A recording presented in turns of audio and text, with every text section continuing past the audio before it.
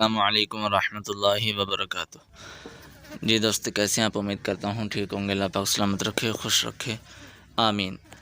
اپنے دوستوں کو ہادی اسلام ٹی وی 371 یوٹیوب چینل کی طرف سے تکلیف کے سبب گناہ کا مٹنا، اس پر آپ صلی اللہ علیہ وآلہ وسلم کا بہت ہی پیارا فرمان سنائیں گے۔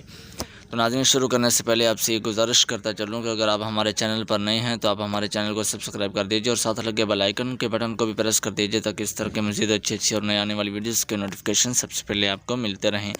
ناظرین، شروع کرتے ہیں۔ اعوذ باللہ من الشیطان الرجیم، بسم اللہ الرحمن الرحیم۔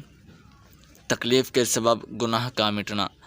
فرمان مصطفیٰ صلی اللہ علیہ وآلہ وسلم ہے، مسلمان کو کوئی بھی بیماری، فکر، مال، اذیت اور کوئی غم نہیں پہنچتا یہاں تک کہ جو کانٹا اسے چبھے، مگر اللہ تعالیٰ اس کے سبب ان کے گناہوں کو مٹا دیتا ہے۔ صحیح بخاری سے یہ حدیث شریف جو ہے یہ منقول ہے۔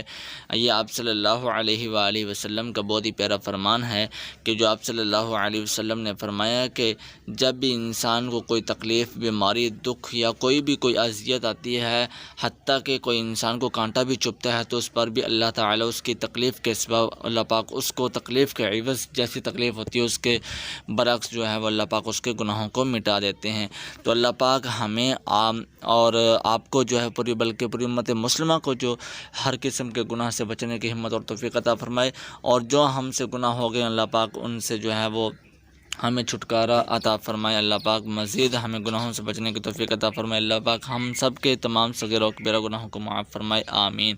تو ناظرین، ویڈیو کو لائک کیجیے، شیئر کیجیے تاکہ کوئی بھی دوسرا بھی سن کے آپ صلی اللہ علیہ وسلم کے اس فرمان کے مطابق عمل کرے اور گناہ سے بچنے والا بن جائے، تاکہ جو ہے وہ جو تکلیف کو ایک برا سمجھتے ہیں، یہ تکلیف جو اذیت ہوتی ہے اللہ تعالیٰ کی طرف جو انسان کے مقدر میں آتی ہے، اس کو برا نہیں کہنا چاہیے، اس کو جو ہے وہ مایوس نہیں ہونا چاہیے۔ یہ بھی کوئی اللہ تعالیٰ کا جو ہے انسان کی زندگی کے اندر کوئی ایسا راز ہوتا ہے، مقصد ہوتا ہے، جس کی عوض جو ہے وہ اللہ پاک ہمیں اس سے جو ہے وہ گناہوں سے محفوظ گناہ ہمارے مٹاتے رہتے ہیں، جو ہمیں دنیا میں اس کی سزا ملتی رہتی ہے۔